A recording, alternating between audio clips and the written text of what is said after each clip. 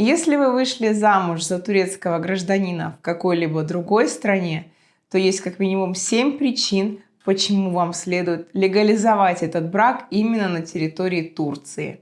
Что это за причины и как это сделать?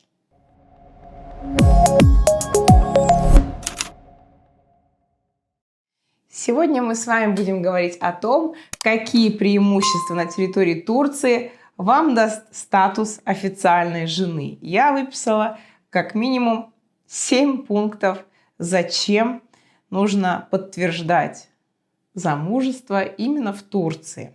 Если вы знаете больше причин, то, пожалуйста, делитесь в комментариях своими наблюдениями. Первая причина – это гражданство по замужеству. С того момента, как вы легализуете свой брак на территории Турции, начнется ваш обратный отсчет лет до получения турецкого гражданства. Напомню, что вы можете подать на гражданство спустя 3 года непрерывного брака с турецким гражданином. Однако для того, чтобы у вас не возникло никаких сложностей с тем, чтобы доказывать в службе по делам населения и гражданства, что вы действительно были в браке за границей и так далее. Примет эта служба, не примет брак в вашей стране. Здесь все бывает на практике очень по-разному. Поэтому я вам советую все-таки брак легализовать. И тогда, даже если вы в Турции проживать не будете, все равно ваши годы до гражданства будут идти, и впоследствии при желании вы просто получите турецкое гражданство. Сейчас у нас самый популярный запрос в нашу юридическую фирму – как стать гражданином Турции, как получить турецкое гражданство. Турецкое гражданство с каждым годом становится все более и более ценным, поэтому, уважаемые девушки, я думаю, что не стоит упускать такую возможность. Второй пункт, почему стоит легализовать брак в Турции, это алименты и компенсации в случае развода. Конечно, всем хочется верить, что брак продлится до конца дней, он будет долгим и счастливым, но это жизнь, и я должна об этом сказать.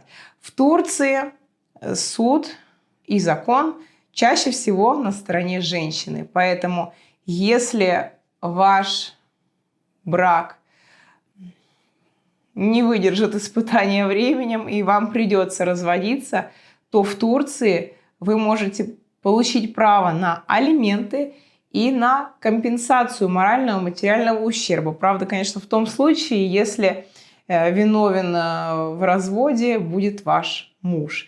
О том, каким образом можно развестись в Турции, у нас есть видео по этому вопросу, и вы можете получить эту информацию из ссылки в описании. Третий пункт – это услуги СГК в сфере здравоохранения. СГК – это волшебная турецкая служба социального обеспечения. И если ваш муж делает отчисления в службу СГК, то он может пользоваться услугами в сфере здравоохранения, а соответственно его страховкой можете пользоваться и вы, как официальная супруга на территории Турции. А в Турции действительно высокий уровень сервиса в сфере медицины и здравоохранения, поэтому я считаю, что этот пункт тоже добавляет +1 балл к тому, чтобы подтвердить свой статус официальной жены в Турции, безусловно. Далее тоже такой жизненный пункт, и я должна о нем сказать. Пенсия по утрате кормильца. В Турции, если вашего мужа вдруг не станет, вы можете получить существенную материальную поддержку от государства. Каким образом ее получить, на каких условиях, об этом мы тоже подробно общались в одном из предыдущих видео. Я оставлю ссылку и на это видео в описании тоже. Раздел имущества. Если вы приобретете недвижимость в Турции, и так получится, что вы придете к разводу, то как официальная жена вы будете претендовать на половину имущества своего совместно нажитого во время брака. Если вы официальной женой являться не будете, то никакого раздела имущества, соответственно, на территории Турции не получится.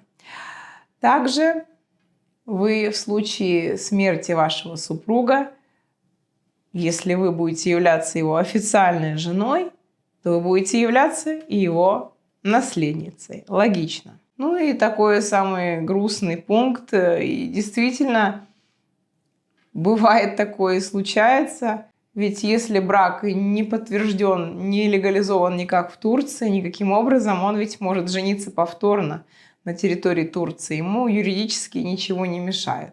Поэтому так бывает, что иностранные девушки сталкиваются с тем, что их супруг повторно женится у себя на родине. Чтобы этого избежать, необходимо легализовать свой брак в Турции. Итак, мы разобрались с причинами, теперь давайте разберемся, как это сделать. Это очень просто. Если вы не проживаете в Турции, то нужно будет всего лишь оповестить ближайшее к вашему городу турецкое консульство. Если вы переехали в Турцию, то вы должны обратиться в службу регистрации населения, или по-турецки «Nüfus Müdürlüğü», также ближайшее управление в вашем городе. И там заявить о том, что вы поженились в другой стране. Процедура очень простая, и она не составит никакого труда и не займет много времени. Поэтому я считаю, уважаемые девушки, что к этому вопросу нужно отнестись крайне внимательно. Я надеюсь, что это видео было вам полезным.